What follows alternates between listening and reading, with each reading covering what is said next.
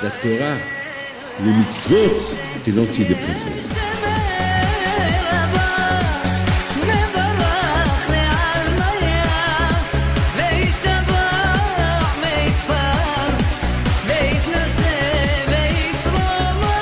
À l'approche de... Maintenant, c'est l'été qui approche. Et toujours, lorsque l'été approche, la personne, il commence déjà un peu à se dégrader. Mais heureusement qu'après les Yamim Noraim, l'été s'approche, c'est la période de la chaleur. Bon, il fait chaud, les journées sont trop longues, les nuits sont courtes, donc les gens ne dorment pas beaucoup. Et parce que les gens ne dorment pas beaucoup, donc ceux qui étudient la Torah, ils ont gagné. Ceux qui ne vont pas étudier la Torah, donc ils vont passer un peu plus de temps dans les journées de parler des bêtises. Donc la plupart du temps en été, elle va passer dans les Beit Torah, dans des bêtises. Donc Akadosh Baruch Hu nous a donné, Baruch Hashem, la fête de Yamim Noraim, et c'est Yamim Noraim, les fêtes de Rosh Hashanah, Kippour, Sukkot, on fait Teshuvah, on se rapproche encore à Akadosh Baruch Hu. Après, l'hiver il arrive, les journées sont courtes et les nuits sont longues. Et la Gemara a dit qu'Akadosh Baruch Hu a fait que les nuits sont longues en hiver pour récupérer les nuits qu'on n'a pas étudiées pendant l'été. C'est le sage qui dit. Regardez comment Akadosh Baruch Hu l'a calculé. Alors moi une fois, je me suis posé la question. Pourquoi Akadosh Baruch Hu n'a pas fait des journées normales? Pourquoi Akadosh Baruch Hu n'a pas fait que il y a 24 heures qui ne change pas? Akadosh Baruch Hu peut tout faire. Akadosh Baruch Hu c'est un calculateur, vous savez. Il sait calculer, je ne sais pas. Akadosh Baruch Hu, il peut tout faire. Il peut tout faire. Akadosh Baruch Hu peut faire d'une manière que les choses, ils peuvent s'arranger à sa façon. Ben, la raison, elle est justement Akadosh Baruch Hu il a fait que, parce qu'il y a ce qu'on appelle l'habitude. Si la vie, elle est toujours la même, l'homme, il va s'habituer. Le fait qu'il y a les 4 saisons, donc, même pour le commerce, ça marche, parce que pour les vêtements et tout ça, il y a toujours les 4 saisons, même pour les fruits, les légumes, le manger, il y a les 4 saisons, ce qu'il y a ici, il n'y a pas là, et les 4 saisons, par exemple, maintenant, en Argentine, en ce moment que je vous parle, l'hiver, il commence. Maintenant, l'hiver là-bas, il commence. L'hiver, il commence maintenant. Ça veut dire que quand je crois qu'il a fait d'une manière que le monde, qu'il n'y a pas la même, que les saisons ne sont pas les mêmes. Comme ça, par exemple, une fois aussi, je me suis posé la question, pourquoi il y a le jour, il y a la nuit? Pourquoi il n'y a pas le jour? Et on s'habitue, et on dort. Pourquoi les animaux? Regardez, il paraît que le lion, toute la journée, il dort. Le soleil ne le dérange pas. Et en Afrique, pourquoi je ne l'ai pas fait un système qu'on dort la journée, je ne sais pas moi, jour ou nuit, on dort, avec la lumière on dort. Pourquoi que je l'ai fait? Il y a le jour, il y a la nuit. Là aussi.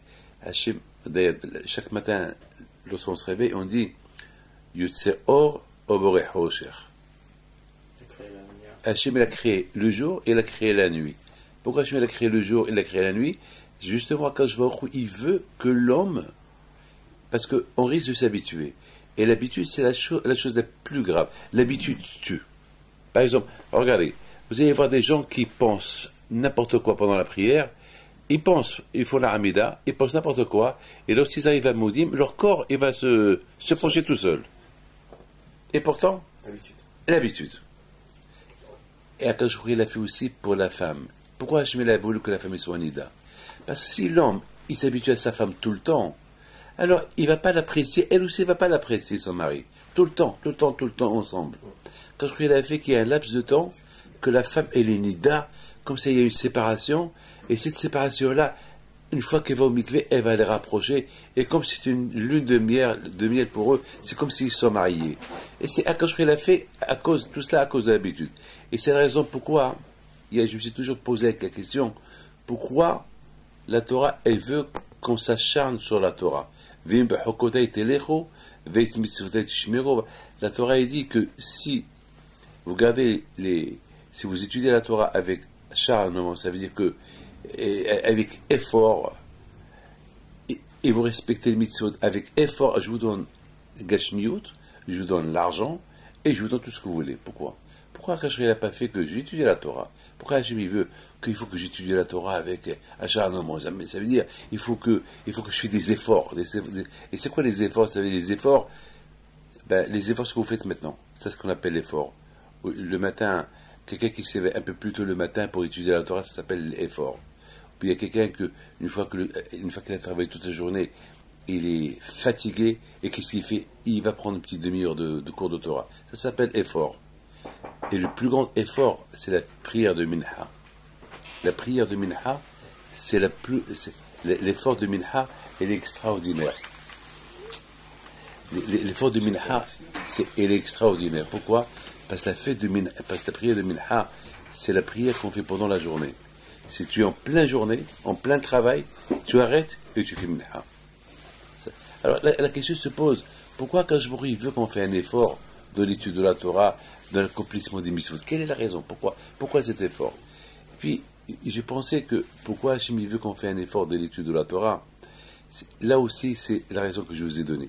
Si on étudie la Torah quand je veux, vous savez qu'est-ce que nos sages disent?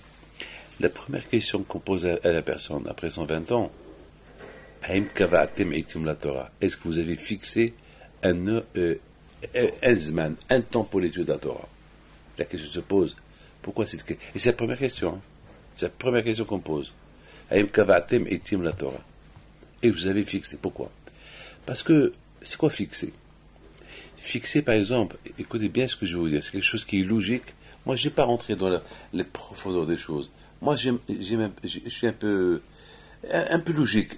J'aime donner la Torah sur un plateau. Je veux pas que les gens, je veux pas qu'ils me quittent avec des questions. Je veux qu'ils quittent qu'ils ont quelque chose sur un plateau. Une chose facile que je veux comprendre. Une chose qui est très, très, très, très facile. Je veux savoir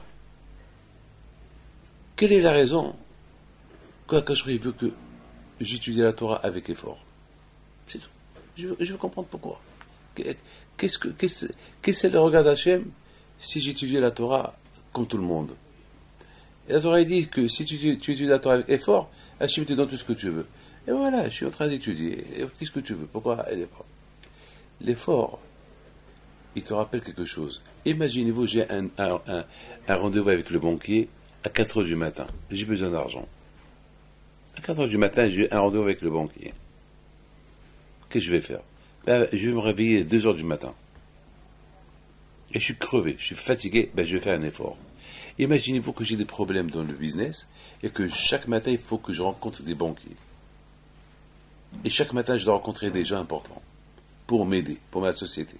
Je vais me lever chaque matin à 4 heures du matin. Alors, quand je vais te dire, là, tu fais des efforts. Alors, ça, tu fais des efforts pour des choses qui sont passagères. Alors que les choses pour moi, c'est la raison pourquoi on ne doit pas faire de la peine à Hachem.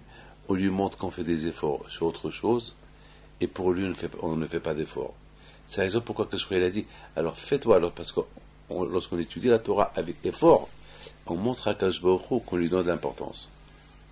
L'effort, il montre qu'on donne l'importance. Par exemple, votre fils, il pleure à 1 heure du matin, il a sommeil, il a faim. Vous allez vous lever, vous allez lui donner à manger. Il a bien mangé. Encore, tu vas pour dormir, il pleure. Qu'est-ce que vous allez faire? Encore, vous allez vous lever. Ou vous, ou votre femme. Encore, c'est l'effort. Kashroui veut qu'on s'adapte à l'effort. Et c'est l'exemple pourquoi Kashroui a créé un monde qui n'est pas le même, qui change. Regardez. Le même corps que j'ai, vous l'avez. Mais on ne se ressemble pas. J'ai les mêmes yeux, le même nez, la même bouche. Ce que vous avez, je l'ai. Mais on ne se ressemble pas. Akash Baruch Hu, il a fait que chacun, il est individuel. Pourquoi chacun, il est individuel? Parce que Akash Baruch Hu, il a fait que le monde, il ne peut pas tenir si tout le monde se ressemble. C'est impossible. Il y aura des crimes, il y aura du vol, on ne saura même pas qui a fait du mal. Mais regardez la chokhma, comment Akash Baruch Hu, il a créé la nature. Regarde comment la même terre qui te donne différents fruits, la même terre qui te donne différentes choses, c'est inimaginable. inimaginable ce qu'Akadosh Baruch Hu il est, avec le Hokma.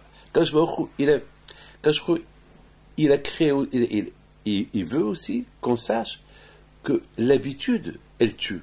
C'est la raison pourquoi Akadosh Baruch Hu, il a fait que il y a un matin, il y a l'après-midi, il y a le soir, il y a le crépuscule, il y a des temps dans la journée.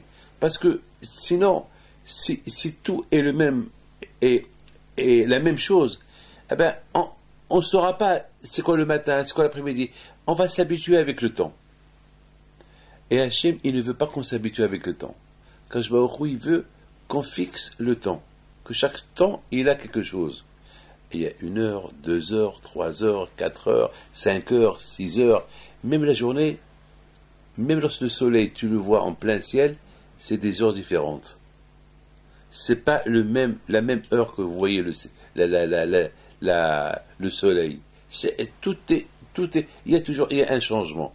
Akadosh Baruch Hu, il veut que la tête, elle change.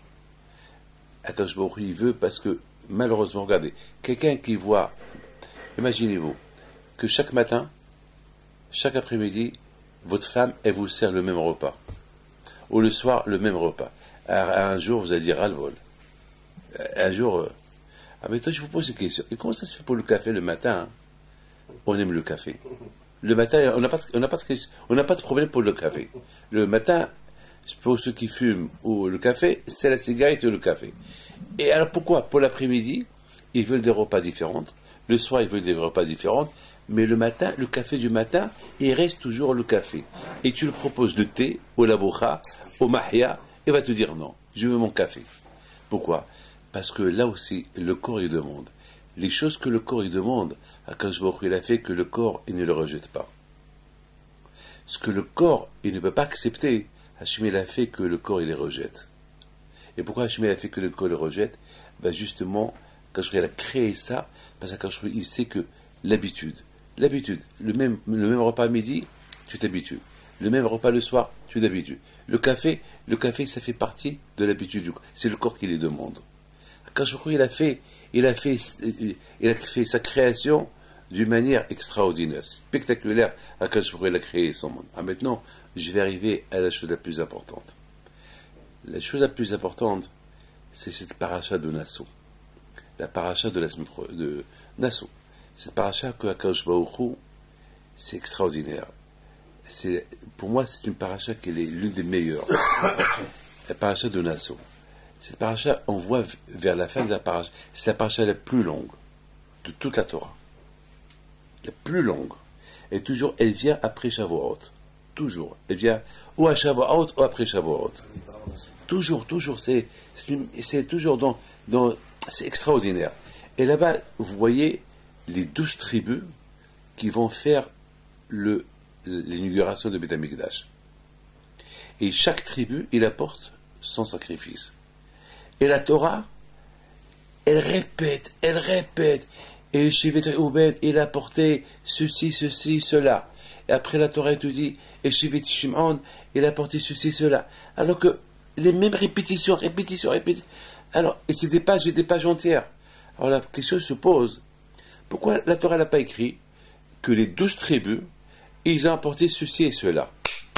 C'est tout. Les noms des 12 tribus, et voilà ce qu'ils ont apporté. Et la Torah va économiser beaucoup des psukim, beaucoup des versets. C'est comme par exemple, je dis, et monsieur Moshe, il a apporté le sacrifice avec les galettes et avec du parfum, et après l'autre, il a apporté son sacrifice, des galettes, du parfum, et l'autre, il a apporté des sacrifices, les galettes, le parfum, 12 fois, et c'est long, hein. Pourquoi? Que la Torah, elle nous dit les 12 noms des 12 tribus, les princes qui ont apporté les sacrifices, et puis voilà, et chacun a apporté ce sacrifice-là, et point final. Mais la Torah, elle a écrit, si vous voyez, beaucoup de fois, je vous en pardonne, chaque année je me pose cette question, mais pourquoi ce gâchis de psukim? Pourquoi ce gâchis de psukim? C'est pas un gâchis, c'est simplement, mais vous allez écouter la réponse. Et en plus, ça nous donne comme, mais pourquoi encore? Et le Shevet Reuben, il a apporté. D'accord, le premier Shevet qu'il a apporté, on accepte. Deuxième, encore une répétition. troisième, et encore pourquoi? Quatrième, encore. Après, on commence à voir. Qu'est-ce que ça nous apporte? Ça y est, c'est trop. Alors, il faut savoir une chose. Cette paracha a été donnée, cette paracha on la lit toujours après Matan Torah. Maintenant, on va essayer de comprendre un peu Matan Torah. Le secret de Matan Torah. Nos sages, ils disent comme ça. Nos sages, ils disent qu'à Matan Torah, Akadosh Baruch Hu, il a, au moment qu'il a dit Anochi Hashem Elokecha, le monde s'est paralysé. La Gemara dit que les enfants, les bébés qui pleuraient, ils se sont arrêtés de pleurer. Les vagues, s'il y avait un tsunami quelque part, le tsunami, il s'est arrêté. Il s'est arrêté. Les oiseaux, en plein vol, ils se sont arrêtés. Le monde, il s'est paralysé complètement. Ça s'est passé à Matan Torah. On n'entendait qu'une seule voix. Anochi, c'est moi. J'ai réfléchi ce matin. Et j'ai dit que pendant Matan Torah, Akadosh Baruch Hu, il a renouvelé sa création du monde. Il a fait comme s'il n'y a rien du tout. Il a fait comme si le monde n'existe pas. Mais il n'y a que lui seul. La Gemara dit, dans Shir Hashirim c'est écrit, Nafshi yatsa bedabero. Au moment qu'Hachim a dit Anochi, tous les juifs, même les juifs, ils sont morts. Ils sont morts. Jusqu'à que la Torah, elle a dit à Akadosh Baruch Hu, mais à qui tu vas donner la Torah? Si les juifs sont morts, à qui tu vas donner la Torah? Nafshi yatsa bedabero. Au moment qu'Hachim a dit Anochi, Am Israël, ils sont morts. Tout le monde est... Parce qu'ils écoutaient la voix d'Hachem. Et tout de suite, la Torah elle-même, elle est retournée, ressusciter les Juifs. Au moment que Hachem a dit Anochi, pour chaque Juif, ils sont descendus 72 000 malachim. Alors, imaginez-vous, chaque malach,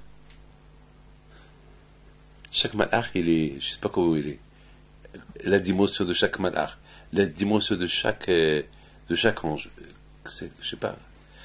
Comment 72 000 malachim pour chaque juif? Je ne comprends pas. Non, pas 60. Shishim Ribo. Presque 600 000, pardon. 600 000. Alors, moi, je ne suis pas un tzaddik. Je suis un grand, j'imagine. Mais je n'arrive pas à imaginer 600 000 anges pour chaque juif. Tous les juifs, ils étaient là. Et vous allez me dire, chaque ange et sa dimension. Alors, comment était l'homme? Tu avais 600 000 par 600 000 600 000 par chaque juif. 600 000. Et en plus, maintenant 600 000 juifs, des adultes. On ne compte pas les enfants, on ne compte pas les femmes, on ne compte pas les vieux. Alors là aussi. Alors ça veut dire, c'est des centaines de milliards. Où ils étaient? Mais comment ça s'est passé? Vous savez, on a beau imaginer, mais notre tête, elle est limitée. On arrive à un point, on n'arrive plus à... On peut plus circuler. Ça veut dire, alors, où étaient les Juifs? Où ils étaient 600 000? Ces 600 000, là, leur dimension, on ne parle pas des fourmis ici. C'est des malachim qui sont peut-être, je ne sais pas quoi. Alors, on ne peut pas imaginer. Je ne sais pas. Alors là, je ne comprends pas. J'arrive à un point que ma tête elle est fermée. Je comprends. Mais Hachamim, ils l'ont dit. Donc de là, vous voyez, écoutez bien, vous, les Juifs, vous avez une Neshama. Cette Neshama, elle fait partie d'Hachem. Chacun de nous, il a en lui une partie d'Hachem. Alors maintenant, je vous pose une question. Ne me répondez pas. Réfléchissez un peu. Est-ce qu'une partie d'Hachem, vous pouvez la mesurer? Est-ce qu'une étincelle d'Hachem, est-ce qu'il a une dimension? Est-ce qu'il a... C'est l'infini. Chaque chose d'Hachem, c'est l'infini. D'ailleurs, dans la Kabbalah, on appelle le bon Dieu Hachem, on l'appelle En Sof, l'infini. Donc, chaque chose de lui, c'est l'infini. Donc, chacun de nous, il a quelque chose qui est infini. Alors, puisque ma neshama, elle est infinie, puisqu'elle fait partie d'Hachem, donc automatiquement, je suis plus grand que ces malachim-là. Parce que les malachim, ils sont finis. Les anges, c'est une créature. Ils sont pas, on ne peut pas dire sur eux qu'ils sont infinis. Parce qu'eux, ils n'ont pas de helek. Eux, ils n'ont pas de partie de Hakadosh Baruch Hu. Les seuls qui a une partie de Hakadosh Baruch Hu, c'est ceux qui ont accepté la Torah. Donc maintenant, vous avez maintenant un juif qui a une partie de l'infini en lui, face à 600 000 qui sont limités. Donc ça veut dire que ces juifs-là, avec leur âme qu'ils avaient, infinie, donc on ne pouvait pas les imaginer devant ces 600 000-là. C'est que ces 600 000 anges qui sont venus poser sur la tête de chaque Ben Israël 2 couronnes, on pouvait voir que c'était l'infini en face à quelque chose qui a une finition. Je ne sais pas si vous m'avez compris ou pas. C'est inimaginable. Avec, regardez un roi. Je vous donne l'image d'un roi. Le roi, par exemple, un roi, par exemple, disons, on parle du président des États-Unis, Obama, les Avdil. Voilà, on prend de Obama. Eh ben, Obama, face au monde entier, c'est l'homme le plus puissant du monde. Et lui, il est là, face au monde entier. Et en face, 4-5 milliards de personnes, 10 milliards, 12 milliards. Et lui, il est là, face à eux. Et pourtant, vous allez le voir, vous allez dire, mais c'est un homme limité. Oui, il est limité, mais ses pouvoirs, ils sont illimités. Voilà l'image que je vous donne le jour de Matan Torah. Le jour de Matan Torah, Akadosh Baruch Hu, il a fait une démonstration de chaque juif, ce qu'il représente. Il représente l'infini, avec la neshama qu'il a. Il représente l'infini. La preuve qu'il y a 600 000 pour chaque juif, pour chaque Ben Israël, qu'il a dit Naase Vinishma, il est en face à 600 000 anges qui sont, que leur grandeur et leur volume, il est inimaginable, mais ils sont en face un homme, un être humain, qu'il est là. Et ce qui fait la différence entre eux et lui, c'est que lui, il a la neshama. Lui, il a une partie d'Hachem qui est infinie. Donc, il le rend infini lui aussi. Parlez de Baal Shem Tov. Parlez de Baal Tanya, parlez de Rabbi Him. C'est des tzadikim, on les appelle infinis. Mais maintenant, parlez à nous, on n'est que des gens simples, ben nous aussi on est pareil qu'eux. Parce que ce qu'eux ils ont, nous aussi on l'a. Eux ils ont la neshama, nous aussi on a. Quelle est la différence entre eux et nous? Eux ils ont fait travailler leur neshama, et nous on est dans le chemin. Voilà. C'est tout. Pourquoi eux ils sont nés avec des forces plus que nous? Non. Eux ils sont nés avec les mêmes forces que nous. On est nés avec nous. Mais eux ils ont fait travailler ils ont servi à Kadosh Baruch Hu d'une manière que nous on ne le fait pas. Et c'est ça qui fait la différence entre eux et nous. Mais ça c'était Matan Torah. À Matan Torah, Kadosh Baruch Hu, il a fait une démonstration aux Juifs. Voilà ce que vous représentez. Et il était obligé de faire ça à un moment. Il devait paralyser le monde. Maintenant, j'ai la réponse. Pourquoi le bon Dieu a paralysé le monde? Hachem, il a voulu le montrer aux Juifs. Et pendant ce laps de temps qu'ils sont morts, ils ont vu ce qu'eux représentaient. Parce qu'il a raison pourquoi ils sont morts. Hachem, il dit Anochi, tout le monde est mort. Pendant ce laps de temps, quelques secondes de cette mort-là des Bnei Israël, parce qu'ils ont vu Anochi, cette mort-là, il leur a permis de voir ce qu'ils ne pouvaient pas voir s'ils étaient vivants. Parce que s'ils étaient vivants, ils auraient vu 600 000 anges les entourent, ils auraient vu ce qu'eux représentaient, eh ben, ils seraient peut-être morts pour toujours. Donc, quand je l'ai fait qu'ils sont morts, une morte, qu'il était uniquement de quelques secondes, pour qu'ils découvrent qu'est-ce qu'ils sont. Si on n'aurait jamais su, qu'est-ce qu'on est, qu'est-ce qu'on a, qu'est-ce qu'on représente. Pendant un laps de temps, il leur a montré, voilà ce que vous êtes. Voilà ce que vous êtes. Et c'est ça qu'il a fait. Quand je vous la montre au Bnei Israël, Hachem face au Bnei Israël. C'était ce qu'on appelle du face-à-face. Le face-à-face, Dieu et les Juifs à Matan Torah. C'est ce qu'on appelle du face-à-face. Vous avez deux qui se regardent.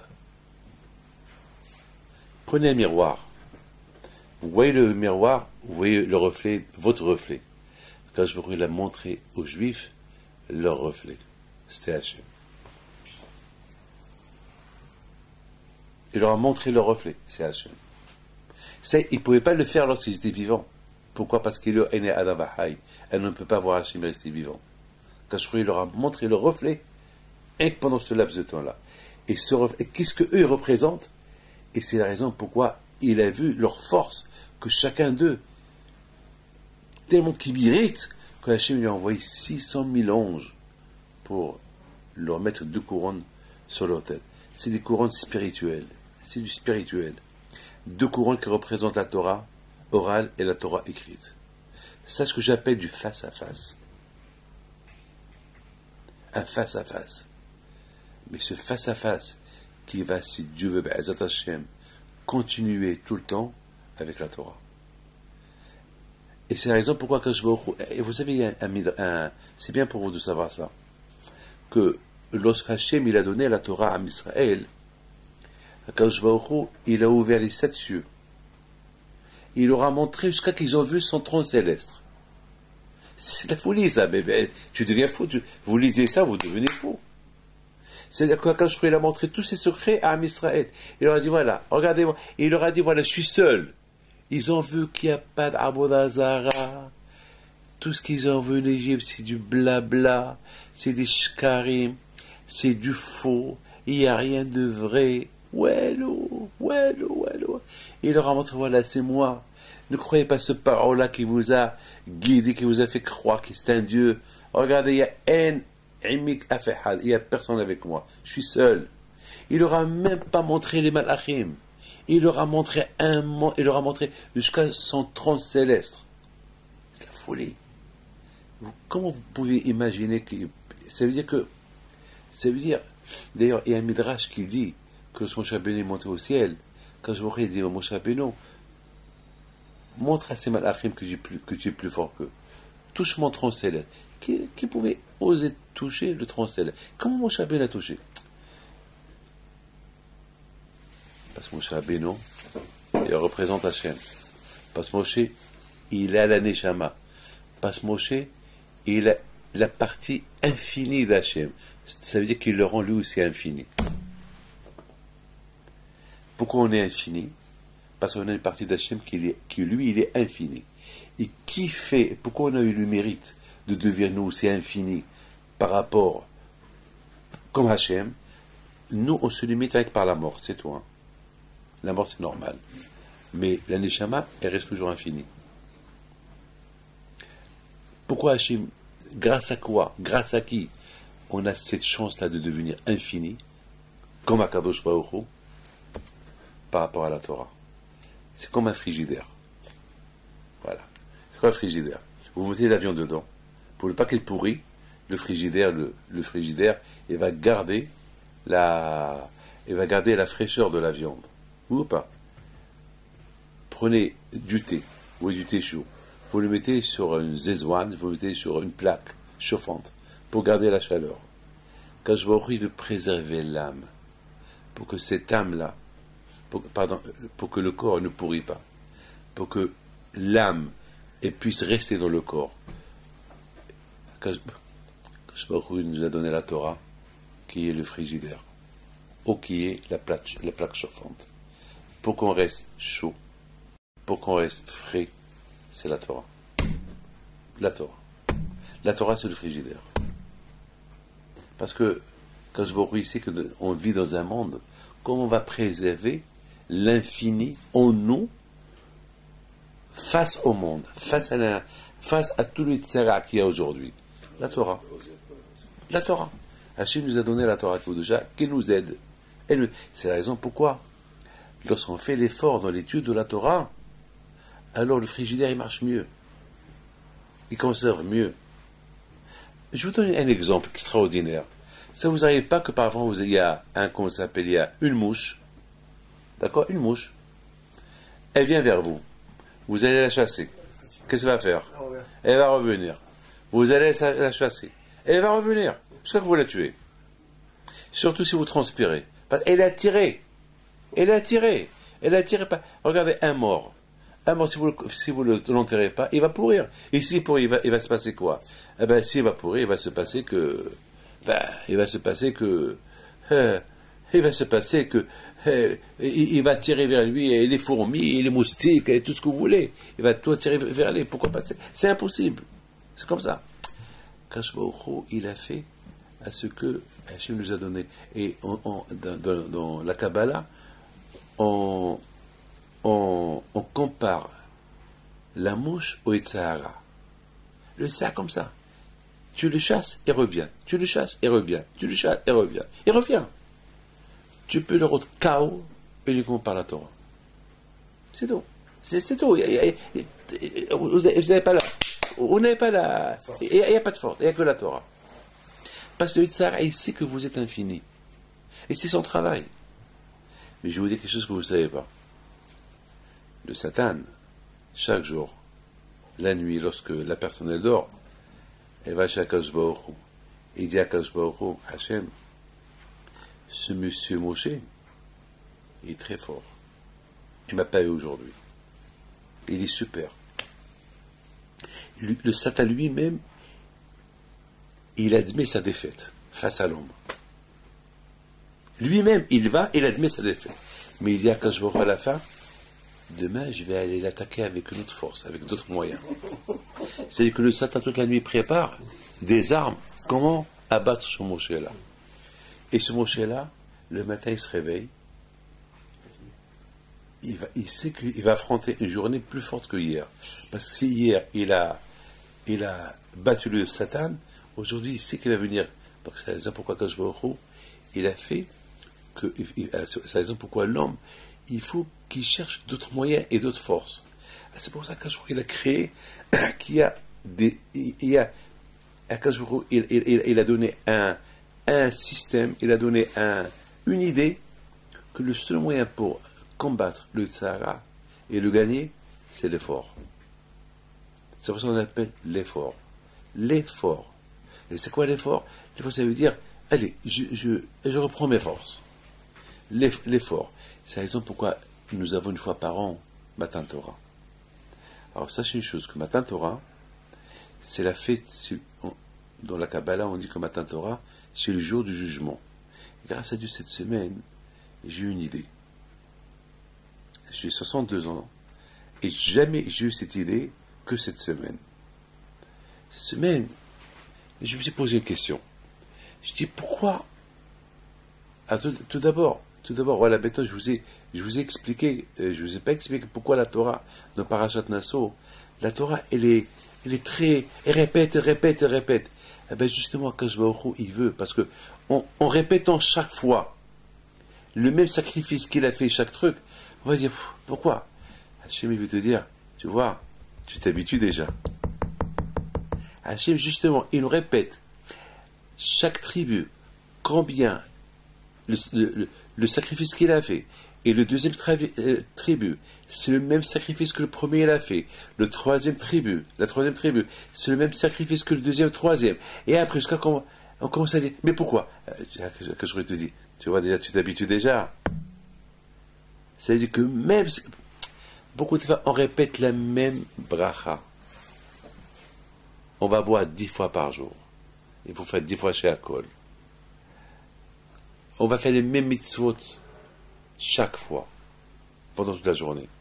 Il ne faut pas qu'on arrive à l'habitude. Hachem, il a voulu, parce que la Torah, un jour tu peux dire, mais pourquoi je l'ai étudié la Torah, mais cette Gemara, je l'ai déjà fait une fois. Pourquoi la répéter? Regarde, il y a des gens qui répètent la même Gemara. Justement, au plus que tu le répètes, au plus que tu peux découvrir des secrets de la Torah. Parce que nous, on est limité. Regardez, il y a des milliards de livres qui expliquent un seul passouk. La preuve que chaque passouk, il a des milliards et des milliards d'explications. Nous, on l'a lu une fois, deux fois, trois fois, on dit ça y est, je connais. C'est pas vrai, tu connais pas. Parce que de la même façon que tu es illimité, tu as une âme qui est illimitée, chaque passouk, chaque verset de la Torah, il est illimité. On appelle la Torah des lumières. Vous savez, il y avait une fois un juif qui rêvait. Un juif qui faisait beaucoup de hesed, beaucoup de hesed. Il a fait un rêve qu'il est mort. Et que dans l'autre monde, on l'a bien accueilli. On lui a dit, tu as fait du hesed, tu as fait ça. Des milliards de malachim qui sont venus l'accueillir. Il lui a dit, eh bien, tu as Gan Eden. Tu es avec les tzadikim. Il rentre à Gan Eden. Il entend des gens qui étudient. Il entend des voix il entend Hé Rabbi Shimon Bar Yochai. Hé Ba'ata. Il entend je le mérite. Mais il voit que tout est obscur. Il n'y a pas de lumière. Il dit peut-être qu'il y a une coupe d'électricité. Peut-être qu'il y a quelque chose qui ne va pas ici. Peut-être, bon, ça va revenir à la lumière. C'est comme ça. C'est tellement fort, la lumière est tellement forte que je ne vois pas. Mais il voit qu'il n'y a pas de lumière. Il ne voit rien du tout. Il entend des voix, mais il ne voit pas de lumière. Alors il ressort. Il retourne au Beddin, au jugement. Et je dis, mais c'est quoi ce Alamaba qu'on m'avait donné? Il m'a dit, tu as étudié la Torah? Il a dit, non, j'ai pas eu le temps là-bas parce que j'étais un grand businessman et je gagnais plein d'argent, je donnais beaucoup de tzedaka. Il dit, mon fils, c'est écrit Kiner mitzvah vetora or. Lorsque tu fais une mitzvah, tu crées une bougie. Mais pour allumer la bougie, il faut la Torah. Tu fais mitzvah, tu as fait beaucoup de hesed. Alors tu as créé beaucoup de bougies. Imaginez-vous que vous avez un salon et 1 milliard de bougies, mais ils ne sont pas allumés. À quoi ça sert? C'est écrit Kiner mitzvah vetora or. Tu fais mitzvah, tu crées une bougie. Il faut l'allumer. Pour l'allumer, c'est la Torah. Donc mon fils, tu n'as pas étudié la Torah lorsque tu es vivant. Parce que tu n'as pas étudié la Torah, tu as des bougies, ils sont éteints. Donc voilà, tu en profites et tu profites sans profiter. C'est de la folie, ça. C'est de la folie, ça. Ça veut dire, Hachem, beaucoup de fois, on risque de tomber dans le piège du Yetzirah. Mais ça y est, ça tu le connais déjà, c'est pas peine de le lire. Ça y est, la Torah, elle répète. Pourquoi elle répète? Eh bien, justement, la Torah, elle le répète. Et dans chaque répétition, tu dois découvrir quelque chose. Ben, une fois, j'ai vu, une fois, j'étais en train de lire un livre, si je ne me trompe pas, c'est le rabbi de Bavish, si je ne me trompe pas, qu'il explique, il dit pourquoi le mois de Nissan, tout le mois on ne fait pas Tahanoun. Pourquoi on ne fait pas Tahanoun? On ne fait pas Ana Hashem. On comprend que du 1er Nissan jusqu'au 12, c'était l'inauguration du Mishkan. Du 12 jusqu'à Pessah, bon, on va dire c'est Pessah. D'accord? Mais après Pessah, on peut faire Tahanoun. Pourquoi on ne fait pas Tahanoun? Il donne une belle réponse. Il dit parce que la majorité de Nissan, elle est passée sans Tahanoun, alors on continue. Alors moi je me suis posé une question. Et alors? Si la majorité de Nissan, elle est passée, il reste maintenant 4 jours ou 5 jours que c'est plus la fête. D'ailleurs, on commence déjà à se faire Taomer. Déjà, on ne se rase pas déjà. Après Pessah, on n'a pas le droit de se raser. Alors, c'est le deuil déjà qui commence pour les Rabbi Akiva. Alors, on fait Tahanoun. Non, tu ne fais pas Tahanoun. Pourquoi? Parce que la majorité de Nissan a été sans Tahanoun. Et alors la réponse est extraordinaire. La lumière de la Kedusha de ces jours qu'on n'a pas fait Tahanoun, du 1er Nissan jusqu'à après Pessah, est tellement forte qu'elle éclaire encore ces 5-6 jours après Pessah. Donc il n'y a pas Tahanoun. C'est la folie. C'est tellement fort encore la lumière de ces jours-là qu'elle ne te permet pas de faire Tahanoun. Mais encore une fois, la Torah, elle a voulu, elle répète la Torah, elle répète le même sacrifice qu'a fait Reuven, Shimon, le même, répétition. Pourquoi? Hachem, il veut t'apprendre. Il n'y a pas à s'habituer à la même récitation que tu écoutes. C'est que chaque récitation que tu écoutes, pour toi, il te semble que c'est pareil. Mais si tu la lis bien, tu vas voir que c'est pas pareil. Tu vas découvrir des choses. C'est-à-dire, en étudiant la Torah encore et encore, en répétant et encore, et encore, c'est ça qui va te faire découvrir des secrets inimaginables de la Torah. Et c'est ça ce que chacun de nous, c'est ça, Akadosh Baruch Hu, il a fait, c'est pour Hachem, il a fait que la fête, que la Rosh Hashanah, Shavuot, c'est le jour du jugement. Le jugement de quoi? Qui va mourir, qui va vivre? Non. Combien de Torah tu vas recevoir? À Rosh Hashanah, c'est le jugement, combien d'argent tu vas avoir? La santé, la joie, la vie, la maladie, etc., etc. Ça, c'est Rosh Hashanah. Mais, et après, il y a le pardon. Rosh Hashanah, c'est la Teshuvah, le jugement et le pardon. Très bien. Et Shavuot, c'est quoi? Shavuot, c'est le jugement de la Torah, combien tu vas recevoir. Parce que, en fonction de combien de Torah tu vas recevoir, tu vas rendre ta personnalité encore plus infinie. Parce qu'Hachem, il va nous reprocher, je vous ai donné une Neshama infinie, et vous ne l'avez pas exploitée. Vous ne l'avez pas embellie. Il faut l'embellir. Hachem, il vous donne un diamant, on peut embellir le diamant. On peut l'embellir comment? À savoir dans quelle monture on va le faire monter ce diamant-là. Bien le faire briller.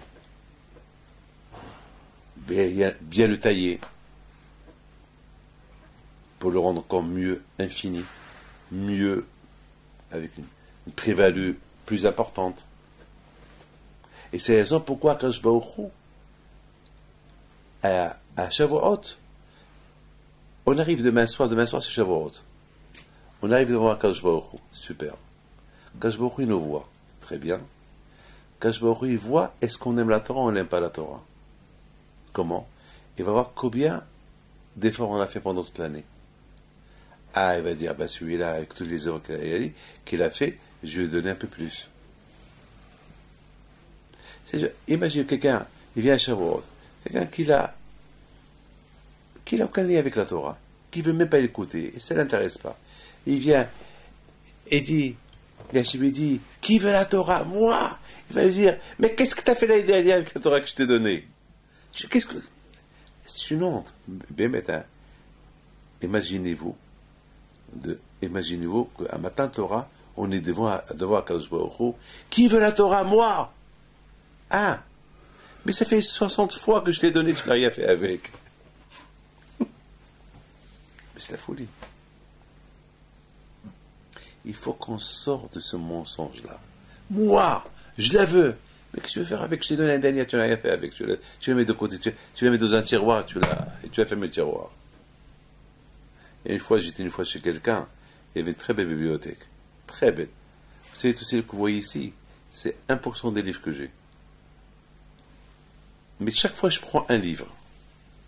Chaque fois, je viens, je prends un, je lis.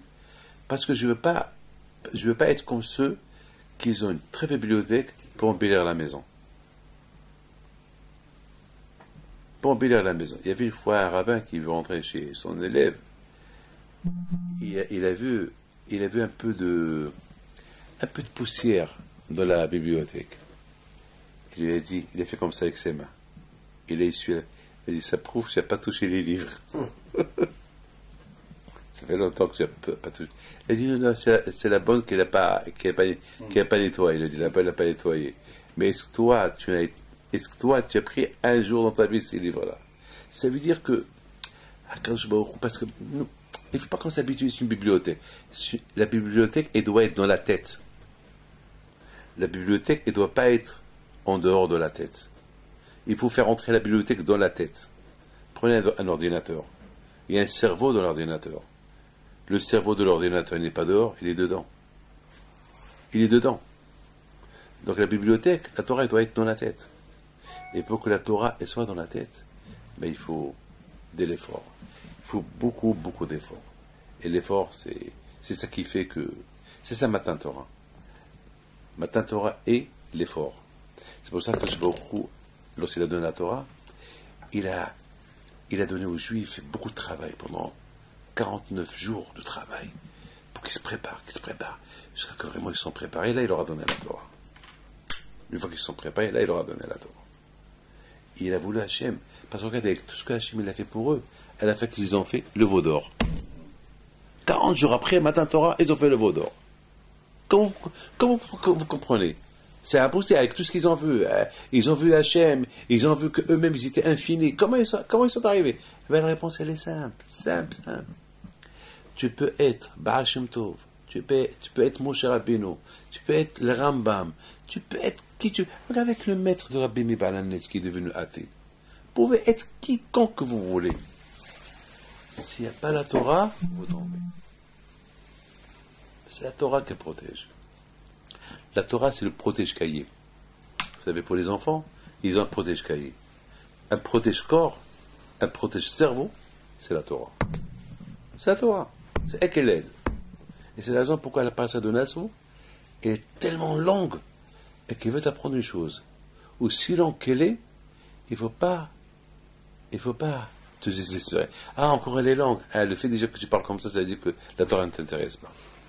Ah, encore une répétition. Ah, ça veut dire que ça y est, tu t'es déjà habitué. Tu veux que la Torah soit courte. Tu veux un résumé. Tu veux un résumé de la Torah. La Torah, elle n'est pas résumée. Il n'y a pas un kitsur dans la Torah. Elle est inimaginable. Elle n'a pas de début, elle n'a pas de fin. Pourquoi? Parce que la Torah, c'est l'infini. Et c'est pour cela, il y a 3 infinis. Je termine. Nos sages, ils disent Hachem, Am Israël et la Torah, ils sont une. Had, une. On a comparé les 3 à une. Quand on dit Hachem, il est Had, eh bien la Torah, elle est Had, et Am Israël, il est Had. Mais c'est pas un Ehad. Les 3, ils sont une. C'est pas 3, c'est une. C'est pas Hachem, il est un, et Am Israël, il est un, et la Torah, elle est un. Non, les 3, ils sont une. Pourquoi? Parce que les 3, c'est l'infini. Parce que la Torah et Am Israël, leur source, elle vient d'Hachem. C'est comme par exemple vos enfants. Vos enfants, ils ne sont pas d'un autre homme ou d'une autre femme. C'est vos enfants. Ils portent votre nom. Ils ont votre sang. Vous, ou vos enfants, ou vos petits-enfants, c'est un. Regardez, vous avez 5 enfants. Lequel vous préférez? Lequel vous préférez? Tous. Il n'y a pas de préférence. Il n'y a pas celui-là, il est mieux que celui-là. Imaginez-vous, je vous dis, vous avez 5 doigts. Lesquels vous aimez? Je veux mes 5 doigts, je veux pas. Les 5. Ben c'est ça. Parce que les 5, ils viennent de. C'est la même chose. C'est comme ça la Torah. Torah Hachem. Et cette rencontre, elle s'est faite, cette union de 3 qui devient 1, ça s'est passé à Matan Torah. C'est ça, c'est la raison pourquoi quand il a fait un stop, il a paralysé le monde. Il a dit Anochi, c'est moi. Moi, vous et la Torah. On est une.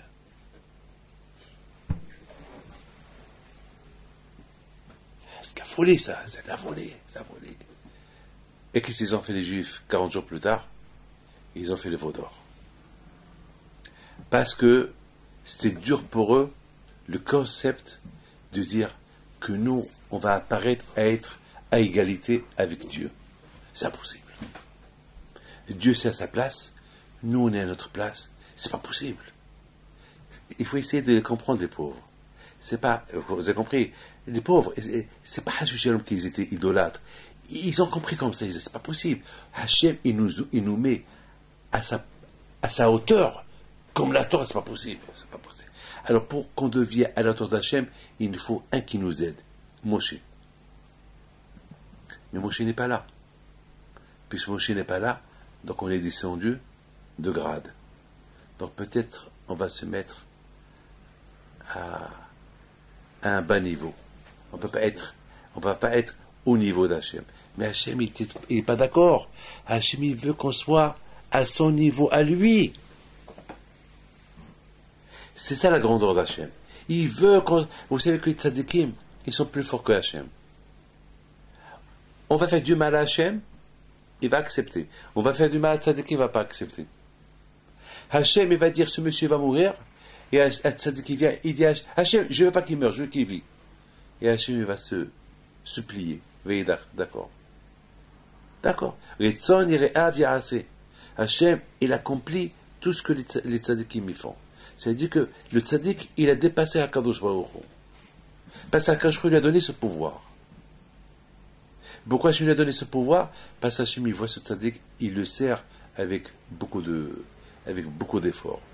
Alors Akadosh Baruch Hu lui donne cette récompense. Donc maintenant, on comprend très bien que chacun de nous, il doit comprendre qu'Hachem lui a donné une valeur. Qu'Hachem lui a donné une valeur d'être... On ne peut pas jamais arriver à être Akadosh Baruch Hu, mais Akadosh Baruch Hu il nous donne avec travail. Hachem nous a donné une neshama en nous, que grâce à cette neshama, alors, on peut arriver à quelque chose. Voilà. Que le bon Dieu vous protège, que Hachem vous donne la santé, bracha, ve'atzlaha, et la parnassa, et que Hachem vous protège de Enara, Kenaratson, ונגע אלוהיך בעולך, כמלאכה בצווה לה, לשמורך בכל דרכיך בעזרת השם.